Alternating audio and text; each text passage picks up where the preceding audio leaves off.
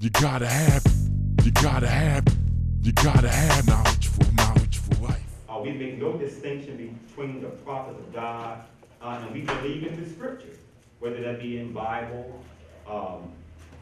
Quran, Torah. We believe in it all, because as we always remind ourselves, is that if the prophets of God were here, they would absolutely be embracing each other as opposed to being indifferent. So we believe and thank Allah for Moses and the Torah. We believe and we thank Allah for Jesus and the gospel. And we believe and we thank Allah for Muhammad ibn Abdullah and the Holy Quran.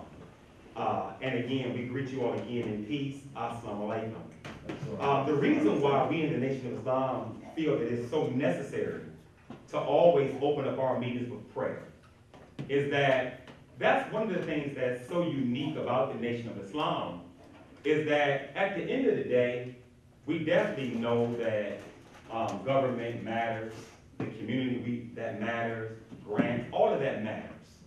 However, at the end of the day, if we don't rely on Allah God to help us to bring about what it is that's in our minds and in our hearts, what we do have and bring about is probably going to be short-lived. So in the Nation of Islam, Islam only means total submission to do God's will. So that's the reason why we always start our meetings with prayer, and we open up in the name of Allah. Because, when I was inside the Christian church, we will open up all of our meetings with, let the words of my mouth and the meditation of my heart, be pleasing in whose sight? In God's sight. So when we open up in the name of Allah, it's real similar. Okay, we want to first, we have a whole lot to deal with this evening, so we want to be real brief in our preliminaries or in our opening statements or whatnot. And I have to say from the offset, those of you all that don't know Brother Tyrone, I am in a competition. Okay, and if the question is for brother, what competition are you in? I'm in a sweating contest. Right. Okay. Brother Steve is in it. I'll be there. Okay, he's going to be there as well. Some of y'all may know Sean Walton. Right. He's in it. And we had a new person that joined us, Reverend Jerome McCarty. I was at his banquet, and he was running around at the convention center, and he said, Brother Tyrone, I officially, make my statement that I joined the sweating contest. Right. So don't be taken aback by this. I want to win. Okay? And there's a certain amount of ounces we have to leak out every time we speak. All right. So just wanted to make that disclaimer. But we, in all seriousness, want to thank the Trotwood Library for welcoming this community forum. Let's give them a hand. We want to thank the mayor who we reached out to. She did send words, to this community forum. She said based upon a scheduling conflict that she was not able to attend. However, she did, pray and hope that we have a good outcome with this community forum. So let's give our mayor a round of applause. And we are blessed to have some of our City of Trotwood government officials with us, two incredible city council members, city council women, city council soldiers. Right. I mean, these sisters right here, I mean, they are awesome. So we're grateful and thankful to have city council member McDonald right here. Let's give her a round of applause. And my sister, let me get your name one more time. Gail. City council member Gail. Thank you all so much for honoring us this evening with you all's presence. Thank you so much. We thank the citizens of Trotwood for being here this evening. God willing, more will be coming. We thank our constituent base that, as Marlon is always letting us know in the Nation of Islam, that Black Wall Street that we absolutely cherish. With Marlon, Sister Lynn, Brother Brett. So thank you all so much for always being there for us and with us. Let's give our panelists a round of applause. I want to give a special thanks. We want to give a special thanks to Brother Steve. This wonderful brother over here, he does so much, not just for the nation of Islam, but for the community and the black community in particular. Most of us know that Brother Steve is like the tech guru. He is like the photography guru, and he does such incredible work. If you want to have any type of events or whatnot, you definitely want to bring your business to brother, because he does things at a very, very cheap price. Sometimes he just does it just on the strength of. And then he does some incredible work, and the main ingredient that Brother Steve has in his work is love. So thank you so much, Brother Steve. Let's give Brother Steve a round of applause. And again, we have to again send a special thank you to City Council member Mary McDonald, who has absolutely been heaven sent to this forum. She called us one morning and had, saw about the forum inside the paper. And ever since then, she has had us on the City of Trotwood tour. Where we everywhere. No, but thank you so much, City Council member McDonald, for your love for the community. And we're going to be able to see that and hear that when she speaks to us in just a few moments here. However, I as and let's give City Council member McDonald. Thank you so much. I would be, remiss in my duty as a student of the Honorable Minister Farrakhan and a member of the Nation of Islam without giving a special thanks to my teacher, Minister Farrakhan. That's right. Because if it was not for him, we would not even have the thought to be doing this, to be totally honest with you. The Honorable Minister Farrakhan, which we pray that at the end of the meeting, those of you all who may not ever have heard of him, or you might have heard of him, maybe 20 years ago, and thought that he was off the scene or whatnot. I had a conversation with one of our City of Dayton city officials, and they were mentioning to us that, Brother T, what we see happening in our community, and it's the same in Trotwood, that there's no one speaking for the poor. Right. Do you all agree with that? That's right. I mean, everybody's speaking for the rich and the middle class. And even middle class now, from the last I heard, when we define what is middle class, they said that's homeowners. Right. When we look at the makeup of Trotwood, the makeup of Dayton, most of us are not homeowners. So from that definition, then who's speaking for us? The Honorable Minister Farrakhan is a man and a voice that is absolutely, without compromising, speaking for the poor, speaking for the voiceless, speaking for those of us that have fear. So if you all are not aware of the great work of the Honorable Minister Farrakhan, do yourself a favor and Google him.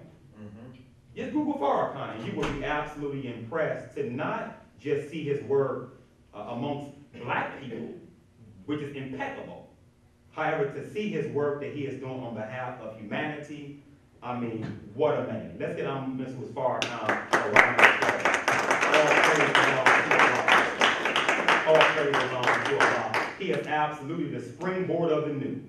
Now, as we get ready to introduce our forum here, our panelists, pardon me, we want to let you all know what our objective is for coming in the Nation of Islam. We didn't know coming to Trotwood would raise such a clamor, Mark. We was just wanted to do part 2, and coming to Trotwood, man, it's like, wow, what's going on here? Right. And a lot of people are asking rightfully so, well, what is you all's objective for coming to Trotwood, the nation? And our objective can be traced back to Scripture. When it says in the Scripture that it is the truth that will do what? Set us free. Well, one thing that the Nation of Islam that we are unapologetic about is telling the truth. And think about it. If the truth will set us free, then what is it that enslaves us? Deception. Lies. Right. Falsehood. Yeah. So we come tonight to be able to deal with truth and to hear the truth that is going to come from city government. You know, these are not Farrakhan statistics. Right. You know, these are statistics that are going to be coming from city government. Right. And the incredible thing about these panelists is they are data-driven people. Mm-hmm. You know, they're not just emotional driven. And they have practical solutions. So that is what brings us here to Trotwood. And one of the incredible things about the Nation of Islam and the Honorable Minister Farrakhan is that, you know, we bring substance, you know, into the equation. There's nothing wrong with having a feel-good meeting. There's nothing wrong with leaving here with our emotions, you know, lifted or whatnot. But at the end of the day, if we can't be a part of practical solutions, then we feel that we're not serving you all as best as we could. Right. Are there any members? I do see some of the members of the Transformation Progressive Citizens of Trotwood. We are progressive citizens of Trotwood. Progressive Citizens of Trotwood, a.k.a. gangster, righteous gangsters. Let's give them a round of applause.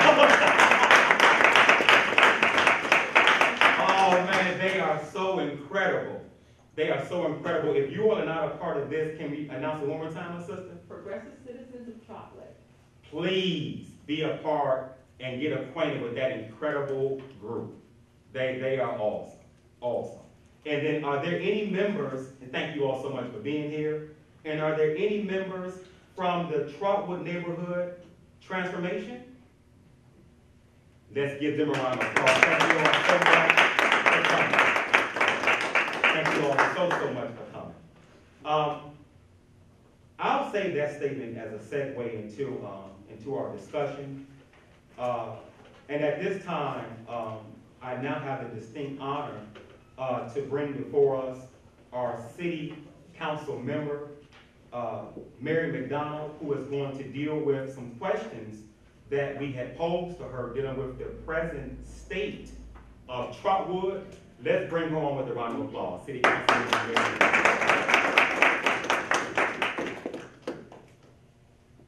Thank you so much. It has been such a pleasure to prepare for this.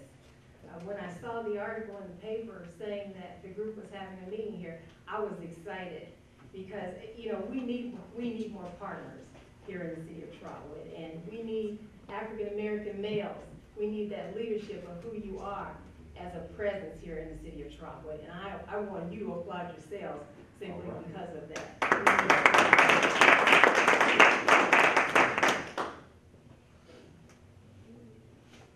Our city is diverse, and I'm going to use my notes because I wanted to make sure that I said the things that I really wanted to say in this meeting. But our city is diverse, and we are blessed with a spectrum of what makes this country great, and I think is what should be celebrated. Yet we are challenged. I think we've needed this conversation for some time, and I'm very, very happy that you've chosen to come here today and to have this conversation. I was given 5 questions. And the first was, what is the African American population of the city of Trotwood? And based on the 2010 census, which some of you have, there are 24,432 is the overall population of Trotwood. And the African American community makes up 68.2% of that.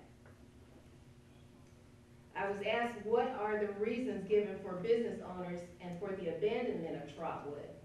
And those answers vary. Not generating enough revenue due to the lack of disposable income, the lack of competent or good help, the changing climate of the retail market, internet sales, regional relocations, and crime perceptions. These are all some of the reasons why we were given for businesses leaving the city of Trotwood. And I hope later I'll be given an opportunity to expound on what some of that means. Okay, the next question was, what are Trotwood's most challenging issues, and could economic empowerment improve that outcome? In my opinion, the lack of doing things in a different way have been our greatest challenges. The need to work with community partners and allow them to do what they do best would be helpful. We seem to model Dayton without the infrastructure and the resources Dayton has that support them. At one time, we were a suburban community, and now we are challenged with larger city issues. The social needs of low income, Section 8 housing, without the support needed to operate effectively. We have a very heavy dependence upon our police, fire, and our EMS services. Our community has a large population of seniors, and they are heavily dependent upon emergency services. We serve all these communities and these groups well, but the strain is showing in our community. And what happens is the citizens in their home area seldom see police presence in their community because they're busy on calls taking care of things within those communities. Some of the other challenges are public perception. You know, what the media has portrayed Trotwood as, high crime and various other reasons for not wanting to be present here. Declining home values and higher taxes. A school system that is getting a failing grade, that's another challenge. And the lack of decent grocery shopping and dining experiences, those are some of the challenges that I see. Economic empowerment would improve our overall outcome if we were willing to do things and move us towards self-sufficiency. And again, that's one of the reasons that I'm here, because I heard words like self-sufficiency. And I believe that that is one of the main things that has got to happen within the city of Trotwood.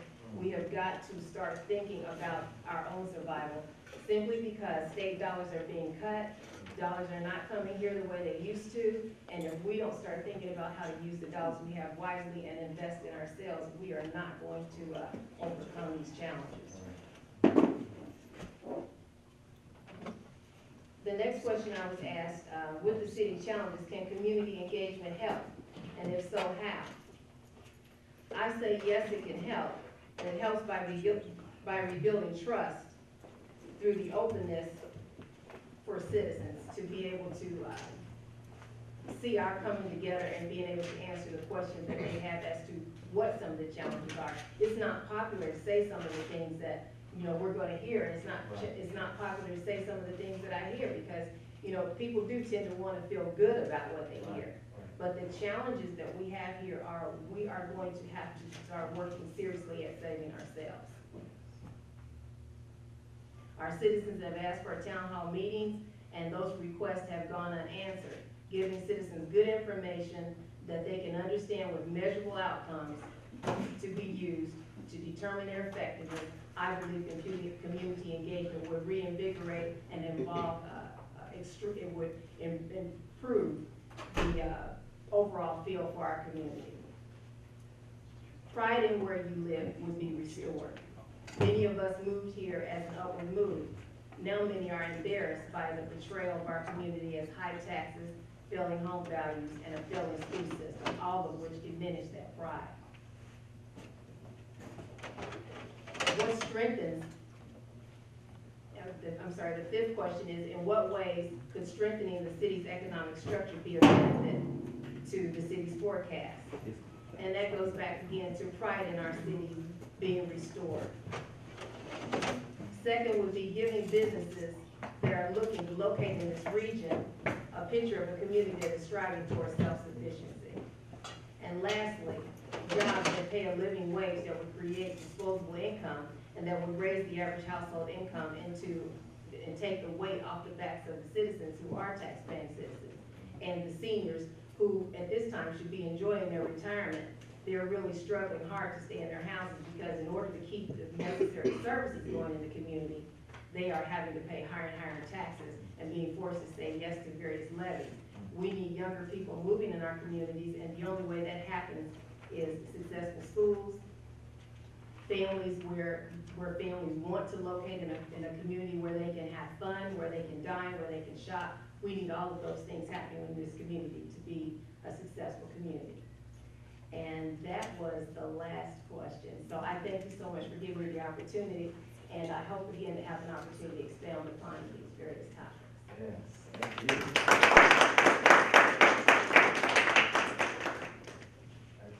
Let's give again City Councilman.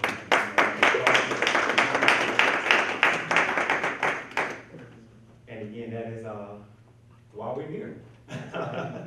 Okay, now at this time, we're gonna ask the panelists to take a couple of minutes to introduce themselves. We'll start with ladies first, and then go to Brother Brett and then Brother Mark.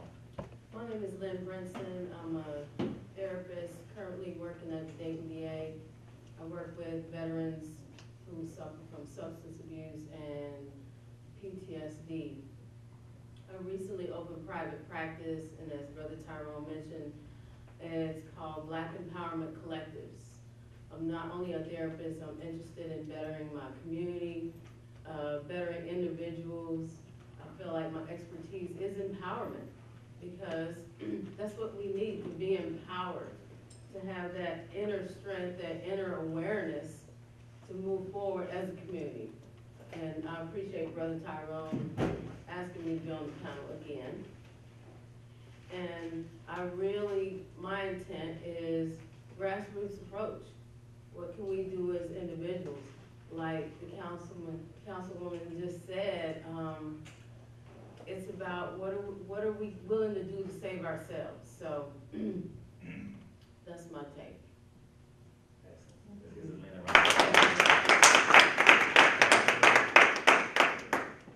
My name is Brett Forney. I'm a journeyman.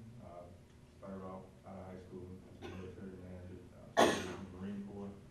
After that time, I spent some time as a correction officer, so I was in corrections, doing a lot of things in the prison system, worked all the way from a death row to minimum. So I've seen some of the reality of what happens here on a local level to what happens when they get behind bars. Most recently, for the last 7 years, I've been an operations manager for steel industry. Ran some operations at AK Steel and some other steel facilities. What we do now, my organization is called Black Wall Street 2.0. It is an honor and dedication and memory of the great ancestral people in Tulsa, Oklahoma, Durham, North Carolina, and those places where we established communities that recycled the dollar many times over. That was a great model of success.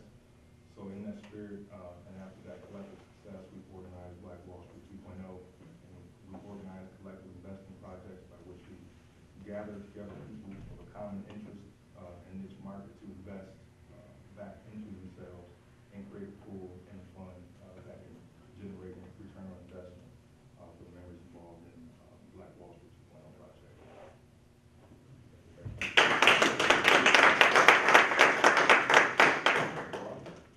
Good evening, I'm Marlon Aldridge, professor of physics at St. Clair Community College, founding president and CEO of the Black Man's Think Tank, also a private business owner as well, a company I've had for, I guess, 7 years now, Ohio AdNet LLC, which deals with business consultancy, information technology, and financial services.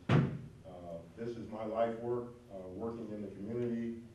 I'm looking out several generations out, and I'm concerned that we're going backwards instead of forward. And so I'm putting most of my effort to making sure that not only is my family taken care of, but those generations that are yet unborn are also taken care of as well. So that's why I'm here.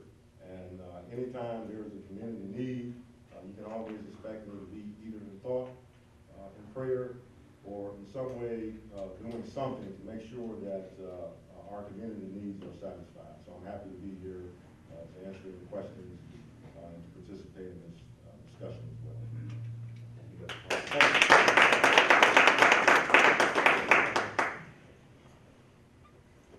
And this is our brother, this is our Dr.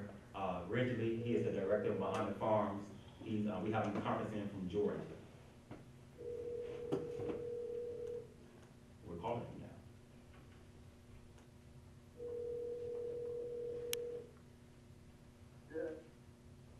Greetings, Dr. Ridgely. This is Steve Muhammad calling you from Dayton, Ohio.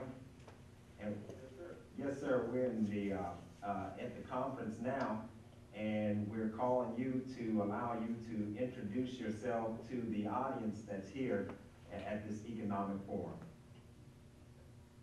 Well, yes, welcome everybody. Well, like, Salam, sir. This is Dr. Rich Abdul Mohammed from Mohammed Farm, Georgia, food business, agriculture, major farm, vice president of Black Farm and Agriculture Association, PhD in agricultural economics, and I've been farming down here for 19 years on 1,600 acres of land owned by me. So that's me. Work so hard, we've been working. We can work together. There's been a big business project on the 7th, and it's on the 8th. And we're distributing stable goods, including unsold flowers, across the country. thank you, Dr. Reggie. Let's give Dr. Reggie a round of applause. And then we're gonna work on this connection, getting it to be a little louder, as we move forward. All right, now, as we get ready to, pass the mic, if you will, over to our moderator, we wanted to, deal with something that some of us may, be thinking, you know, why another meeting? You know, some of us are getting, tired of meetings. Well, two things we wanted to state. Number one, I was at a conference, and it was interesting, this point that was brought up. And the brother mentioned to us that out of the influential people in the world, rich people in the world, 20% of their income is spent on forums. You know, where they're constantly going to conferences to stay rich. I'm gonna say it again. The rich people that are running the world and running things, they have designated 20% of their income to invest that into meetings so they can stay rich. So in the world of wisdom, that's a segue into almost Farrakhan, what he teaches us. He said that an organized lie is more effective than what? Disorganized truth. So when we look in Dayton, when we look in Trotwood, we look in our city around the world, you know, those of us that have truth, these meetings can help us to be more organized with our truth. Because that lie is absolutely organized. Would you agree? Yes, sir. City Council Member McDonald gave us the facts. They organized with that approach. And these meetings can help us to get better organized. Now, the last statement we want to make, and then turn our meeting over to our moderator, is this is a special public service announcement to Black people. I like the word City Council Member McDonald used. Yeah, that was her. Yeah, she talked about that, you know, we as Black people, and it's not our fault, and we mean no disrespect or insult by this statement, we've been put to sleep. And we as Black people around the world are in like a coma state.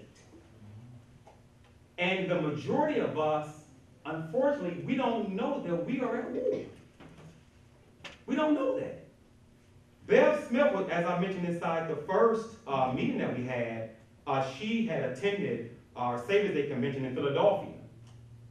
And she said that we as a people, Black people, could not imagine the forces that are against our rise. Brother Brett at the first meeting, he talked about the entertainers, the sports figures, which he's going to get into, how that money that we would think could be channeled back into the community, that's not even an option. So we have to understand that we are at war, and we're not talking about a physical war. We're talking about what Paul talked about in the scripture. How we war not against flesh and blood, but against principalities and spiritual wickedness in high places. So we're not talking about inciting us to come out here and go out and leave out of here and do physical harm. Absolutely. That's not what we're after. But we are challenging us to make better choices. All right, I have the distinct honor to bring at this time our moderator of tonight's forum, Brother Steve Muhammad. That's right, I got to lay out the ground rules, Sister Mariam. Yes, sir. Sister Darnell, please, thank you. We had a few ground rules for our panelists and for the audience. The first thing, with the panelists, we want to try as best we can to keep our answers to 2 minutes. Two. I didn't say 10. And then with the audience, if you, as best you can, when we get to the question aspect of our meeting, please, no disrespect, we want you to ask questions.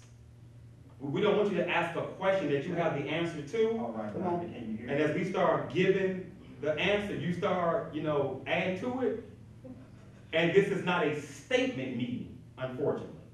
Okay, so we're not here to give statements. We're here to hear practical solutions that work. I've been a part of a lot of events and meetings as being a part of the great nation of Islam. And I can honestly say that this meeting right here, I've never seen people that are so concerned with solutions.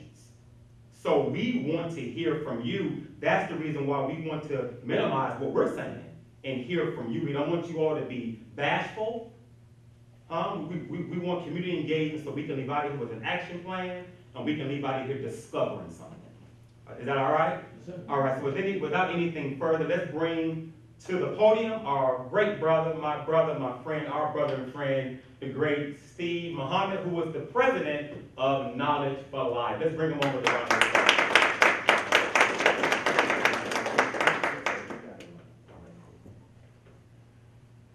Assalamu alaikum. Wa alaikum salam.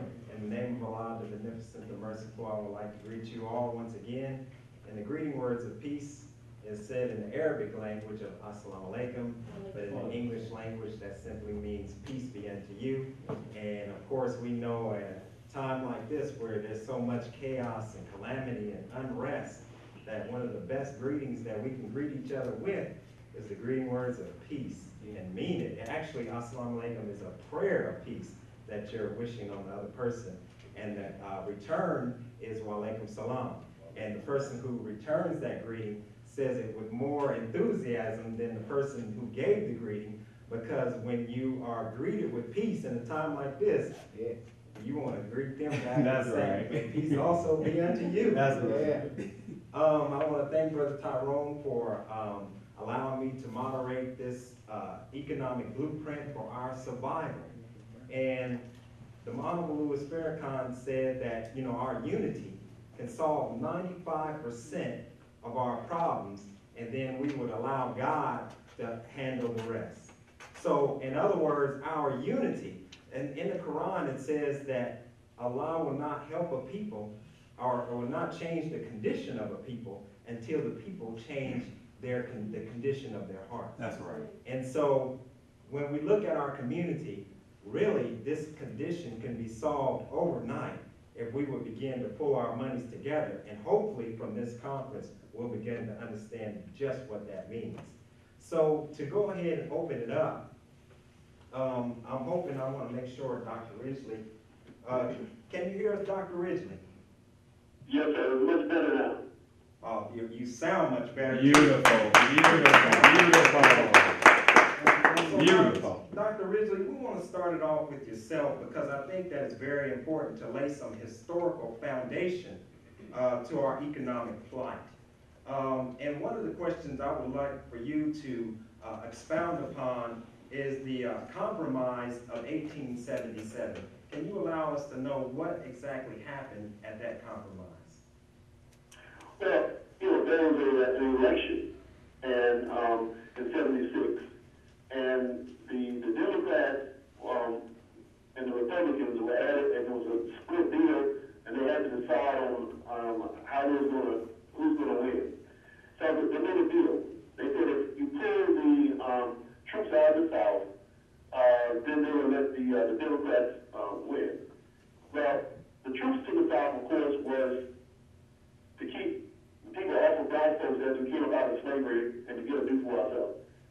Now, when they pulled the troops out, that meant that there was no protection under the law for us, and then they set up a whole set of laws called black codes, which actually eliminated us from being able to carry weapons, being able to vote, being able to even defend ourselves in court, being able to own land.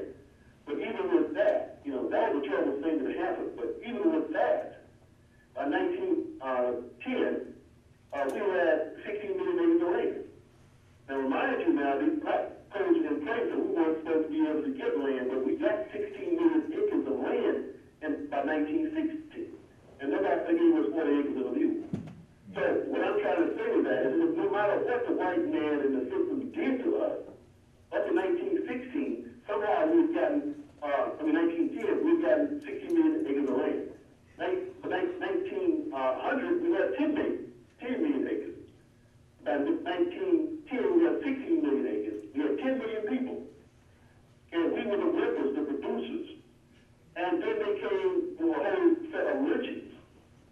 And really, the great harm that's been done to us was really after the 1900s, because we thought we was free. We thought we were citizens. And then they lynched us, they let us know that we weren't minority citizens.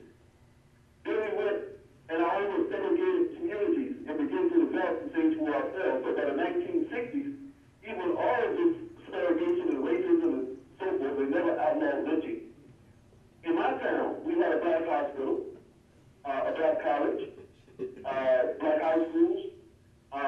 We had a black bus company. We had black cab company. So we had those things in the 60s. No hotels, restaurants.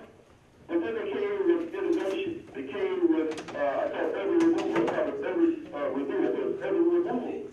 And we accepted every removal because we thought we were to be integrated into the white society. But instead, we lost everything through every removal. We lost our businesses.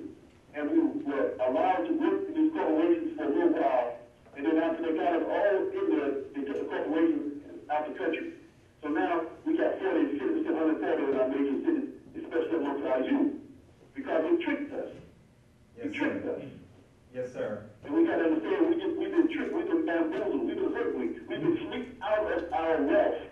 Now we got to come back and do something for ourselves. We got to depend on self. We listen to the white man, we listen to our Negro preachers that trust the white man, it's a good man, kill is a good man. Well, they kill Billy. Every time there's a good white man, they'll kill him anyway, so you need to go ahead and do something for yourself. Yes, sir. And I want to ask Brother Brett, because you talked about Black Wall Street, and I want to just read this real quick. And we want to let everyone know that we do have the ground rules for answering, that we want to limit everyone to 2 minutes so that we can get as much in as we possibly can. Brother Brett, this book says that in 1912, we're talking about Black Wall Street, it says that we had our first millionaire, R.R. Church, who made his fortune in real estate. In Tulsa, Oklahoma, it talked about 13 restaurants, 31 groceries. We had meat markets. We had a number of different independent establishments. And so what happened to those type of towns? Well, first I want to start off with this part two really quick. And the first one I didn't get to say or give homage to Dr. Ridgely, because I read a lot of Dr. Ridgely's work, and I really wanted us to understand the brother who we have on the phone. He's the director of Muhammad's Farms, our 5,000 acre farm out in Georgia.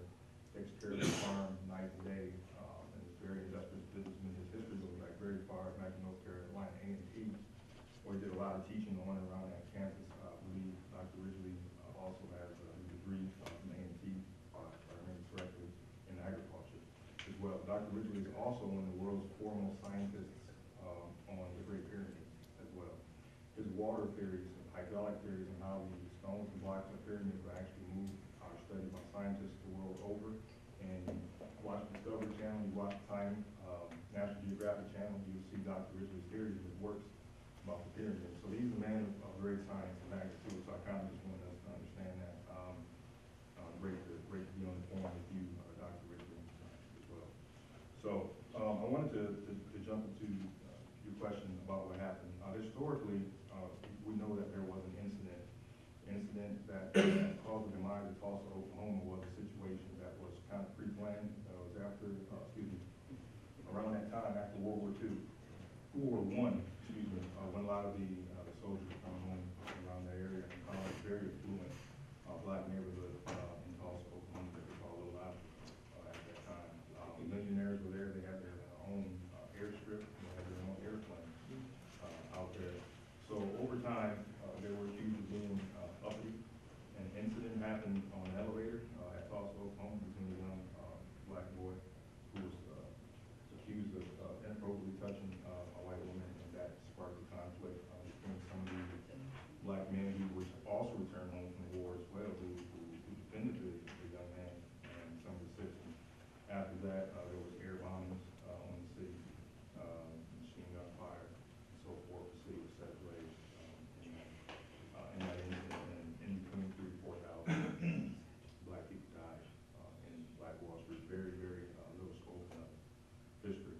Now the question is that there were more than one Black Wall Street. Of course, they weren't all called Black Wall Streets, but there were a number of different independent towns and villages that were run by black people after slavery. My question is that what happened to Black Wall Street was not an isolated incident. No. So what happened to these towns and villages from your understanding? Many different political things happened on that front. In Durham, North Carolina, there was a highway system built right through what they call the Dayton district, North Carolina, which was the Black Wall Street. Some of us may have heard of Mechanics Farmers Bank in Durham, North Carolina. Very, very well known black bank. But a highway system was built through there, which pretty much destroyed that Black Wall Street community. So in other ways, Dr. Richard was talking about was closed. There was a political system that was used to degrade some of these communities. Some of it was outright acts of violence, some of it was highway systems, and as we get to the 1960s and the civil rights movement with segregation and integration, it was the integration that really tore apart our fabric as far as our financial system. As Dr. Clark Anderson talks about, and Dr. Richard mentioned in his city, Dr. Anderson's family had 500 buses in Winston-Salem, North Carolina at that time. And after integration, once we integrated and started riding everyone's buses and got off our own, his family lost that huge business. 500 buses, we want to ride everybody's bus. And so we lost that with integration. And that is what kind of dissipated our internal fabric and basically caused some of these places to vanish. Now, Sister Lynn, you deal with psychology, so I'm gonna ask you a psychological question. Okay. The trauma of losing our towns. Many say that this trauma of losing, always building up and putting our monies in black banks, only to have those towns and that money to be siphoned out illegally, has caused black people, is saying today that we, as soon as we get $1 in our hand, that we want to spend it because of that genetic memory of what happened to us. Can you tell us a little bit about that genetic memory? I think how it's playing out what you today? said is very appropriate, genetic memory and not being conscious of our own power. For some reason, we have lost that trust, because if our community was able to build a Black Wall Street and have a community like what you described, it had to be trust. And I think we've actually gotten away from that. Council member mentioned that idea of trust. We have to learn to trust each other and understand that, yes, we can save ourselves. And as individuals, again, I talk about what are we willing to do as individuals? What are we willing to do to contribute to our community? And it doesn't have to be anything huge. It has to be a collective. What are you bringing to the community? What are you providing? What are you willing to provide as a gift? Your gift is profitable. People don't understand that any gift that they have can create revenue. It's a beautiful thing to do something that you're passionate about and make a contribution at the same time. Brother Kevin, he's in the audience. He provides cupcakes for my veterans every time they graduate from the program. I went to an event that the nation had, and he said, these cupcakes are made from Navy beans. I'm like, get out of here. But I ate a cupcake and I liked it, And from then on, I've been purchasing his cupcakes for our veterans. Something small like that creates revenue. It contributes to the community. So any little thing like that is an important thing, and people don't see those little things as important, or they don't see it as a contribution. But whenever, and I'm gonna hold back, whenever we value something, contribute to it. I value good service. So I'm gonna continue to patronize that business. I'm gonna promote that business. I'm gonna tell somebody about it. And again, it goes back to that trust. And what are you willing to contribute? Because a lot of times we come together and we talk, and we meet, and we feel good, and we go home. But do we really say to ourselves, well, how can I really contribute to my community and my neighbors Let me in my ask, community? thank you, sister. Okay. Excellent.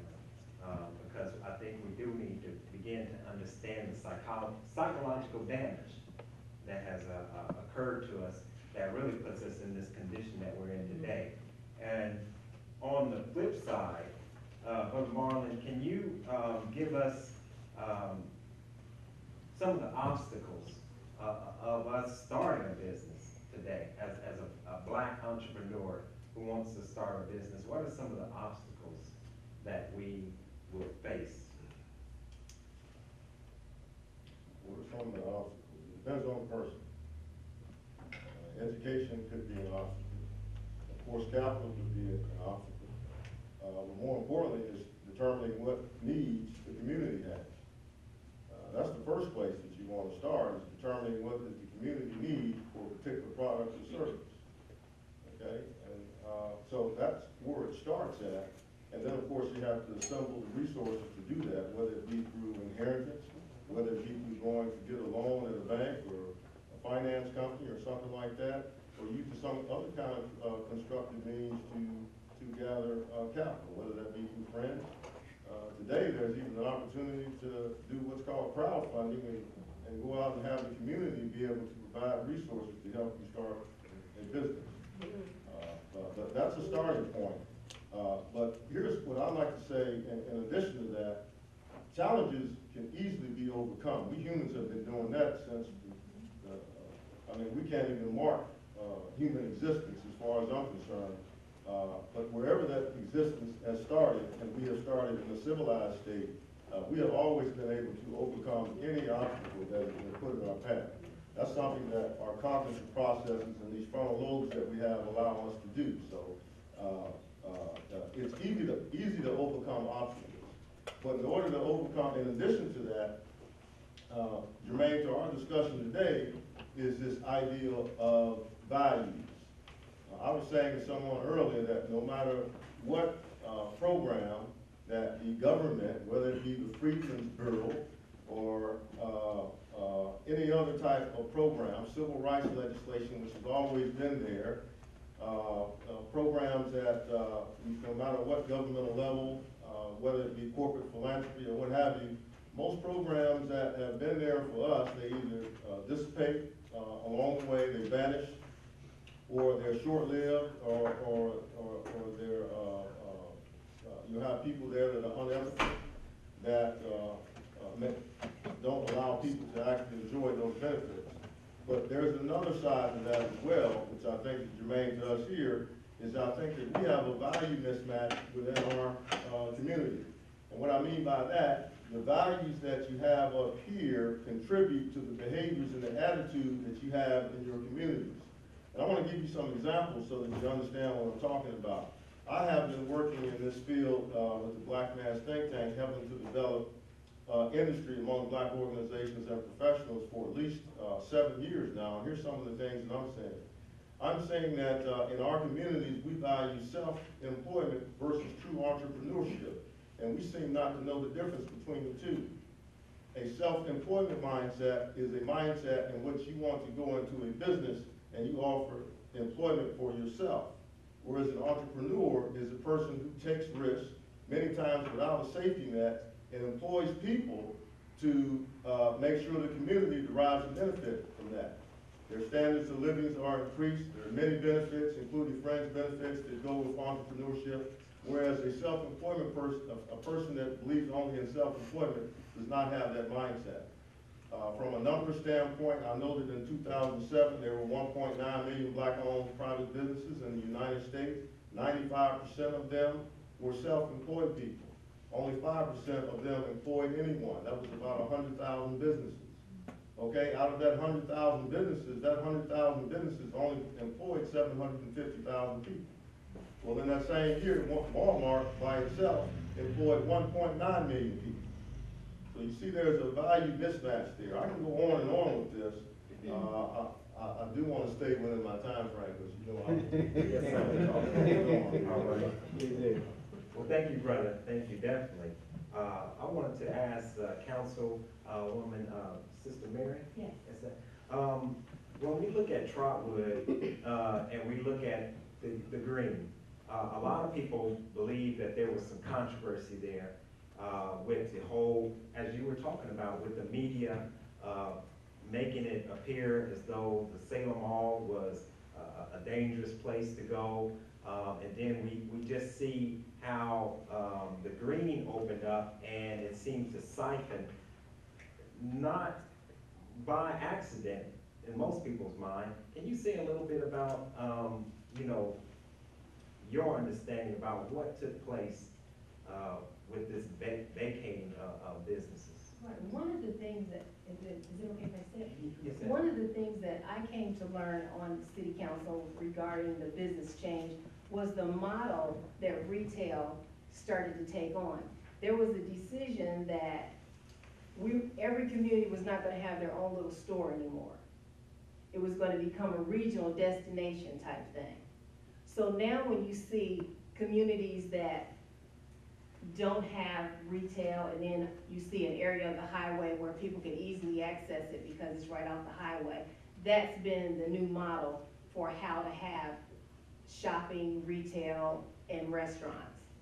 So when that particular model started happening, as a result of retail, as a result of internet, you know, and all the kinds of things that say every community can't have their own businesses anymore, it started changing, and the change means the city of Trotwood wouldn't have their Target, and then Huber Heights have their Target, and this other person have their same Target. We're gonna have one that's gonna serve all of that community. And many of you know when you're shopping and they ask you for your zip code, you know, they're really taking down data. You know, and that kind of data is saying, how far can we stretch these people out? Right. You know, and when they're stretching you out, they know that you will go 5 miles or you will go 10 miles. And that's pretty much what the model looks like.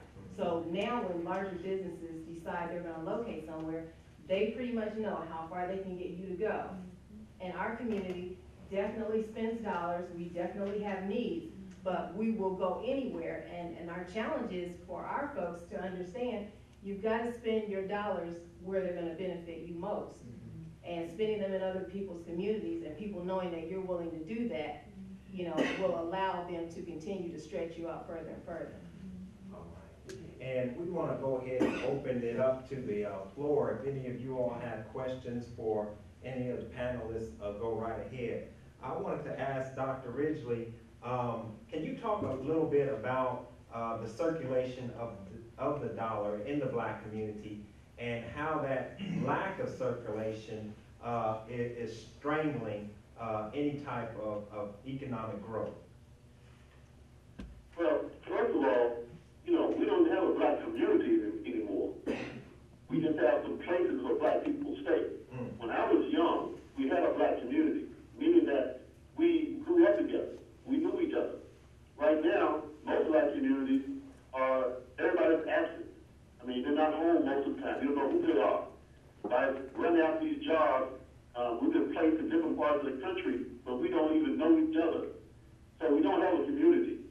So when we spend our money based on the advertising on the television. We buy what they advertise on the television and go where they have advertised for us to go to spend our money, because we want to be a part of America. So until you change the mindset of the people to think in terms of community and group, they're going to continue among white people. Why do I say that? You all who have a job, you know this to be true, what I'm getting ready to say. If they see you with a bunch of black folks on the job, they will say you are prejudiced. If you're in school, if you try to sit together and eat together, they will say y'all prejudiced because you're trying to sit together and eat together. So whenever you're trying to buy something from a black person, they will call that reverse racism. So you to live amongst white people, you got to not spend your money with black folks. You cannot do that because then you be called a racist. That's why they call Islam a bunch of racists, because they use up for stuff. So there's nothing going to work in the community as long as we have a mindset to listen to white folks and care what white folks got to say about our business, because they got a plan. Their plan is to keep us always divided up. They will not allow you to stay together and always to divide you up. It is illegal now for two young black men to stand together with the same tattoo. It used to be 5 black men, but now it's down to 2. Now they got individualized and killed those young black men off one by one. There's a big elephant in the house. There's an elephant in the house. The elephant sits on top of the house. So that we understand that we are at war and we need to follow that effort, come together as a community, become a community, become brothers and sisters, then we will never have an economic development. They will pick us off lifeline. Yes, sir. Thank you, brother.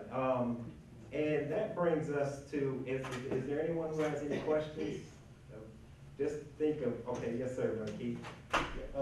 Seems like the church is one of the more influential, I guess you want to call it, places of where people gather and practice collective economics from within the church. How can we take that same mindset when the plate go around on Sunday and bring that from outside of the walls of the church, and so that the rest of the community can benefit also? Yes, sir. So how can we get the reverends and the religious leaders involved, and to, instead of just collecting things inside the church and just for the church benefit, to exercise that outside the church so that more people will benefit from doing the same thing inside the walls of the church? Yes, sir. Anybody? My opinion, church members need to use their voice, because personally, I approached several pastors about providing my services to their members, and my calls weren't returned. And that concerned me, because I have at least 8 churches in walking distance from my house. And I really don't know what services they provide. I know they provide service, but where are they active in the community? I used to get flyers in my mailbox about Vacation Bible School. I don't get those anymore. So I'm really not familiar with what the local churches are doing in the community, other than providing Sunday service and Wednesday prayer meeting. I would like to know.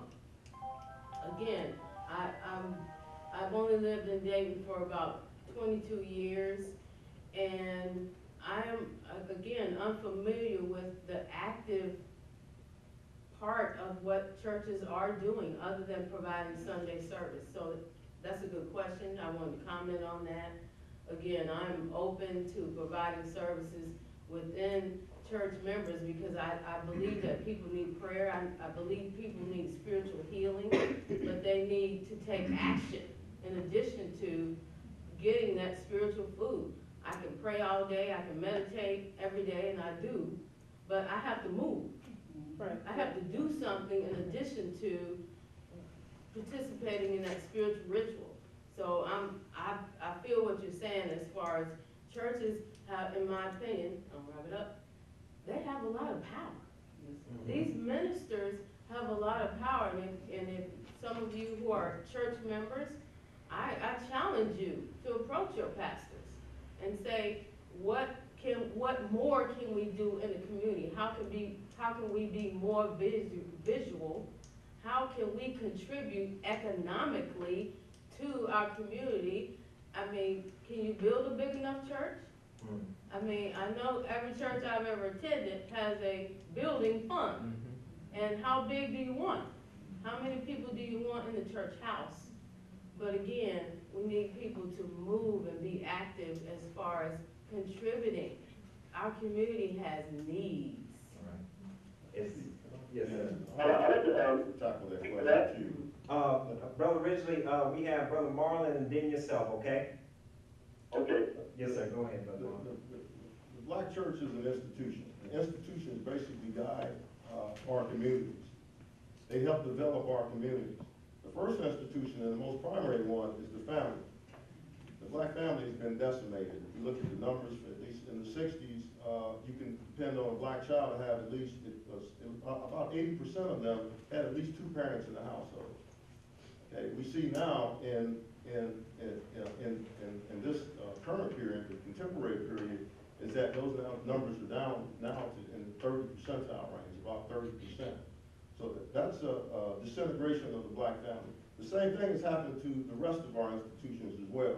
If you look at the county business patterns here, I looked at them recently and I found out that I estimated that the black churches bring in about $50 million. You know, and you say, oh, that sounds like a lot of money, but if you look at our spending power here locally, I think it's over 900 million or so. So if you look at the spending power of a church, you know, that's not even that's below 5%. You know, so the church is under assault.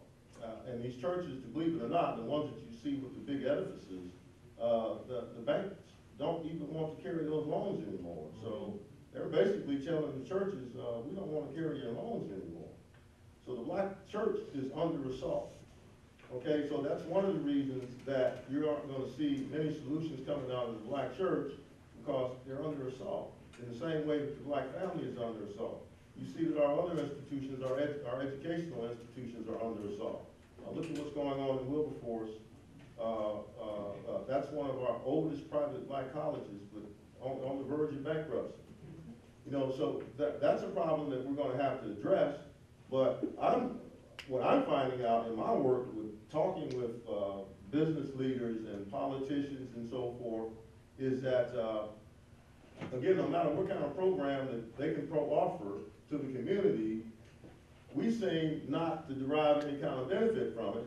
And I'm going to say primarily because our values, what we have up here, is of a state that doesn't allow us to take advantage of those types of values.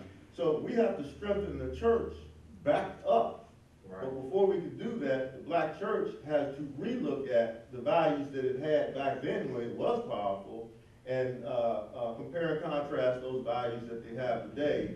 And I'm going to assume that therein lies the problem, is that you have this value mismatch that has somehow been degraded over a period of time. Thank you, sir. Dr. Ridgely? Yes, you know, the poor black preachers are doing the best that they can underneath the paradigm that they're working under. You mentioned 1877 and going back to the end, but you know, a lot of black preachers, when they took the military act, they realized they weren't going to be able to make them an integrated situation. So what they did, they took their own churches and went off and bought little territories. This is how these towns got started. So at one time, the black preachers were very proactive. But in 1906, they lynched a bunch of them in Atlanta and arrived and told them that y'all stay out of politics and stay out of economics. Just preach, and we'll let you all live. So that's been the mantra of the black preacher. And now the white community, and the rich white folks got money, have decided to take that down because they don't trust them, they might turn. So they're in a heck of a position. They need to listen to this archive and come under some guidance and let us all try to get us out of here. We are under a serious game. The white folks are playing with us, and we're going to have to pull out completely. As long as there's any power over us, they're going to prevent what we're trying to do. Yes, sir. Thank you, brother. Brother Brad? Yeah, I want to say, I think that something definitely done with the black church. I think the model is outdated with the black church, with all of the weekend meetings and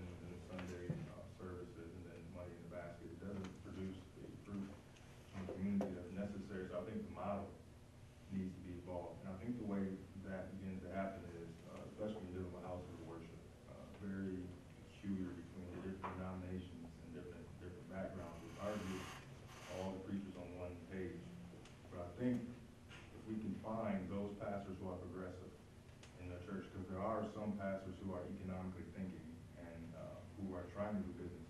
Find those pastors, and then let's get with these pastors and, look at your congregation. Are you willing to evolve the model and embrace an economic situation in your church where you can create the retail that will service your church in that neighborhood, in that community, and you have a win-win situation. And that just takes networking.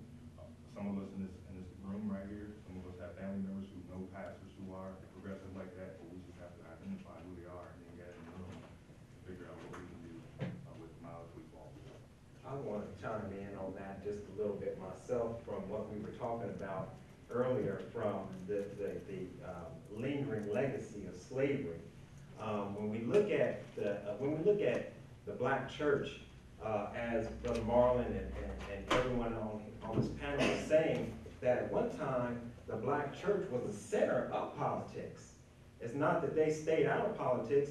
If any type of agenda was going to be hatched for the community, it literally came out of the black church.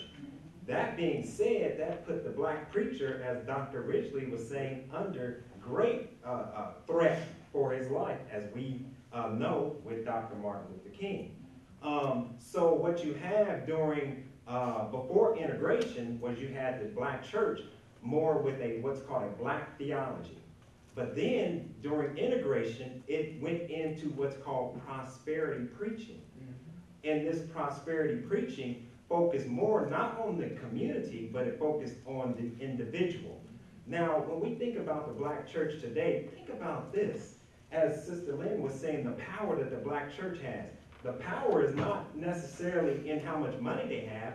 The power is that every Sunday, we as a people congregate, and it's one of the places that we as a people meet in mass that has black professionals in it, but the black church never has put together a directory of these black professionals to let us know who these people are so that we can begin to service them. So I think that one of the solutions that can be a simple solution is for every black church to begin to recognize the pool of professionals that they have, and then once again our unity can solve 95% of our problems. If the black churches would work together and then pull this list together, put together a black directory, can you imagine we wouldn't be having these issues that we're having here as we're talking on tonight. I'd like to add to that, Stephen. I'm aware that the facility that the nation used to use as far as their meetings, the community center is now shut down. And I was wondering, I'm like, again, there's 8 churches in this neighborhood. Could that pastor not pick up the phone and say, hey, we don't want to lose this community center. It's a nice place, it has a pool, it's in our community. Let me call Pastor so-and-so and see if he wants to help us save it. See if he wants to help us come together and keep this for our children, keep this for our community. That was my first thought. And again, it brings me back to that trust. We have this deep-seated issue with trusting each other. Where does that come from? How do you explore your own trust? Am I going to trust this pastor to help me? Again, we're talking about spiritual leaders, and as you said, people congregate in huge mass, and what is coming out of the pastor's mouth as far as community? Right. It's very, very important. What are the announcements about that are going on in the community? We know what's going on in church. We know that. But what's going on in the community to help us build it and make it stronger and prosper? Mm-hmm. So that was my first thought when you said the community center was closing. And I'm like, how can this be? Right. Is the pastor himself using his voice to ask for help? And there's a certain amount of pride. Well, I'm the pastor, or I should know how to do this. We don't know how to do everything. Right. That's why I need my community. Now, I need you. I want to add to that. Yes, ma'am. Look, you know, I'm in my 3rd term as an elected official. And when I first ran, the first thing I thought I would do was reach out to the churches. city of Trotwood at that time was over 40 churches strong. I went out, I talked to ministers, I talked to them about various things, they listened, but all I kept hearing was, you know, that separation of church and state and all that kind of business.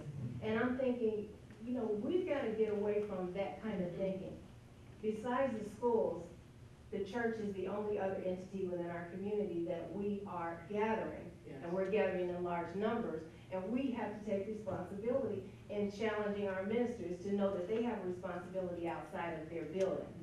One of the other things that I've found with the actual churches that I've visited and gone to, a lot of them are in survival mode too. They're trying to just keep the doors open, and everybody wants to have their own little thing. But in the city of Trotwood, one thing that I've found has been extremely unique, and it's probably not going to be a very popular thing to hear, but the people who have come forth to really help in this community have been white people. And the help has been in that they've really rallied around trying to get our folks to come together. And, you know, I can't take any of that away from them. As an elected official, I'm here to work with everybody. And what I wanted to see was my black ministers come to the table. They come with the excuse that we don't want women preachers. We don't want this, we can't work with that. All kinds of excuses to not work together. When the commonness that we have in the city of Trotwood is that it's Trotwood. So, you know, taking all of that away, that TNT group that we talked about, taking all that away, they come from all denominations, including Sisters of the Precious Blood. Those are people that have worked hard at trying to build something here in this community. And again, we've got other folks that are just trying to take care of their 3 and 4 and no more. And we've got to change that model. And again, to speak to what Brother Aldridge said, our values have got to change. Yes. You know, we value our car, we value our stuff, we value our thing. You know, Mrs. Gales taught, she teaches over at the schools. We've got 100% of our kids on free lunches and free breakfast. She always says a free breakfast. But we got kids with the best cell phones, the best gym shoes, they got cars. What is up with that? Yes. You know, we have got to really look at what it is that we're saying and what we're doing, because we are, at the core, responsible for the demise of what's happening within our community, but still wanting somebody to rescue us and give us a free lunch and a free breakfast. I just think that's sad. Yes, ma'am. It's sad, and somebody needs to be speaking to that. Absolutely. Let me take my brother here, and then this gentleman over here. Go right ahead. I have a question for all the panelists. I've heard the term empowerment. I would like to know what your definition of empowerment is, and also equate that to a term entitlement, and how you see the dynamics of those two terms playing out. We'll start with Dr. Ridgely, and we'll just go across. Dr. Ridgely, did you hear the question? I think he said, what do you mean by empowerment? Yes, sir. Well, empowerment means self-determination, means you all determine what you're going to do for yourself as a group. You can't have empowerment if you don't work as a group. And the other part you asked about was what? What was the other second? The dynamics of entitlement and how those two correlate or discorrelate. We definitely are entitled to reparations. They're not going to give us that. So these other little pieces of entitlement, this is just some excuse the white folks going to say that we just trying to ask for a handout. I mean, they're not going to give us what we're entitled to. We're going to have to take it on ourselves and take our money from them, which means that we're going to have to sacrifice some things. So I heard the question about values. Yes, our values got to change. We got to sacrifice for the things we want and start putting our money together to get the things that we need. That's why the economic blueprint is necessary. Yes, sir. Brother Brett? Empowerment to me is control of resources, control of your situation, how do your financial dollars circulate inside our communities. We talked about the recycling dollar. In the Jewish community, a dollar circulates 18 to 15 times. In the white community, 15 to 12. Asian, 12 to 10. Hispanic, between 7 and 10. In the black community, the dollar circulates 0 times. So as soon as we get paid, we straight to the wall. That's pretty much our mentality. So empowerment to me is creating an environment, creating a situation in your neighborhood, in your community where with the people who you see every day, with the people who pay taxes in your area. And then when that begins to happen, and you start to get to that other level of recycling dollars where Dr. Anderson did a study of the Korean restaurants and saw that in New York City, the Korean restaurants have facilities that handle their napkins, handle their salts, handle their dishes, they handle the table decoration, things like that. Every aspect of the Korean restaurant has something to support it, and every level that you add on to it is another level of recycling. So we have to continue to go more levels and more levels deep when it comes to recycling the dollar. If you got retail, how did the retail get there? The transportation, distribution, who's servicing the vehicles, transportation, and distribution, you know. So the further we can go in those levels of recycling our money. Thank you, Beth. Sis? Let me just repeat, my practice name is Black Empowerment Collectives. Not long ago, I read this little small book called The Willie Lynch Letter, and it triggered an urgency, and it made me aware of how much Black people in particular are still suffering. We suffered in slavery, and now, and for years now, we are still suffering mental slavery, and it is by our own hands. But I understand and believe that Black people have power, and I feel that my gift is empowerment. And I believe that for myself, I believe that for my family, I believe that for my community, I believe that for my people. But there's various members of my community that do not believe we have power. Until we believe we have power, we will have none. We will act as such. We will act as if we're victims. We will act as if we're powerless. We will act as if we have nothing. Everything is a mindset. If you think about your own life and your own way of being, everything originates in your mind. So if I am reminding you of who you really are, not what the media says you are, not what someone says you are, yes, you become more and more aware of self. I believe that you're powerful. There is no doubt in my mind that Black people cannot shift our consciousness. It is a consciousness, it is a mindset that we carry in and out of doors, in our cars. We have a particular mindset when we speak to our significant other. We have a particular mindset when we speak to our children. So you ask yourself, are you speaking life? Right. You're either speaking life or you're speaking death. So again, I feel that my gift is empowerment. We're gonna, now, because we're getting so short, I'm gonna have to be strict. Okay. So, Brother Marlon, can you, the initiative? I want to relay some science then here, since that's my profession. I'll relay. In that word, empowerment is the word power. We live in a very vast universe, and this universe is nothing more than a storehouse of energy. Power is nothing more than the transport of energy from one place to another place, okay? We are all storehouses of energy. And this universe that we live in is very giving of that energy. All we have to do is ask for it. And the universe will find a way to give it to us. We seem to have forgotten that. If you look at us from a historical standpoint, we are very spiritual people. Yes. That means we were calling on the power of the universe to manifest itself in us. Yes. And we've sort of gotten away from that, and I won't go into all the dynamics of that because I want to be to the point and be able to answer your question. So empowerment is really a creative process, and it is the calling forth of that energy that allows us to manifest in our life all that we desire. It also allows us to prosper from one generation to the next. So that's very important. All of us have the potentiality to do that. We have what is referred to as potential energy as well.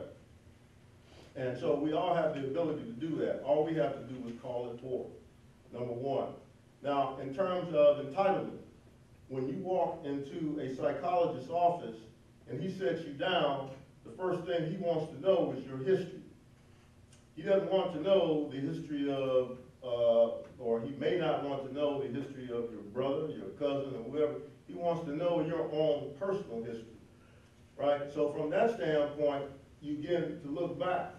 And so if we want to see where we are today, we have to look back. And we can look back at slavery. Slavery was a process that really put us in a bad way. We were emancipated just as ignorant and as ornery as you want to be. You know, because there were many values that were not there. So what do you do when you release 10 million black people onto the world with no means of doing anything, right? Okay, so you make haste. You set up something called the Freedmen's Bureau. And the only institution that can run it is the United States military. So here you have a bunch of professionally trained soldiers trying to provide the needs of these ignorant backward people. So see, that's the history, and we work our way up. There's always been those obstacles there. Since we're short on time, I recommend a couple of books by two gentlemen who were at, you know, right after that period, contemporaries as a matter of fact. And one of them is Booker T. Washington. Read his book, Up From Slavery. He's going to talk about this in very fine detail about the obstacles of the slave. You know? And then the other one, his contemporary, was W.B. Du Bois, who, The Souls of Black Folks. He traveled all through the South and all throughout the country, and he was also as well able to do an expose on the condition of the slaves and the problems that they had to go through. So I'll stop there. Thank you. You had a question, sir. Mary mentioned the state and the church, and I was just thinking that it probably, I mean, no doubt the state should not tell the church what to do, but it may be likely that the church needs to tell the state what to do.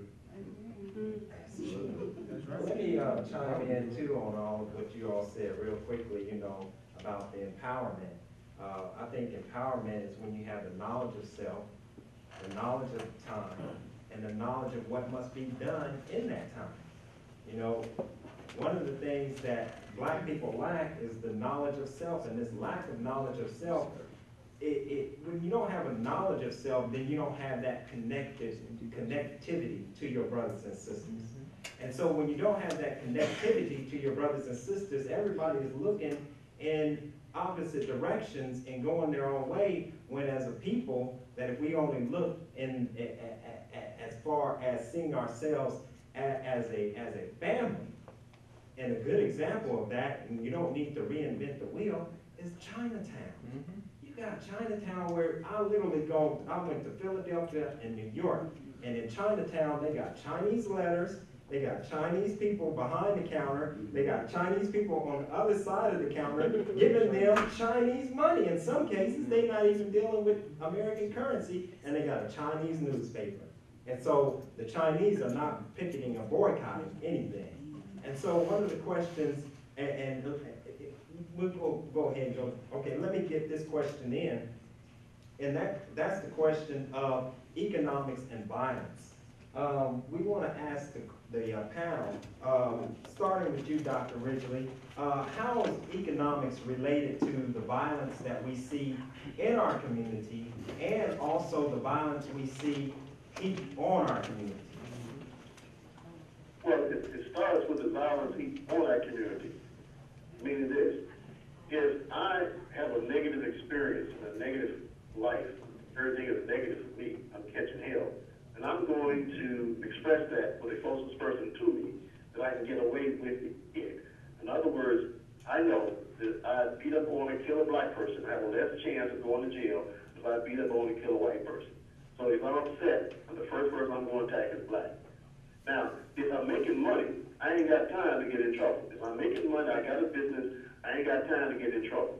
So when you ain't got nothing, you got time on your hands, that leads to a lot of negative things. So economics is at the root of all of this. We were brought over here for economic purposes. We were brought over here to be a slave.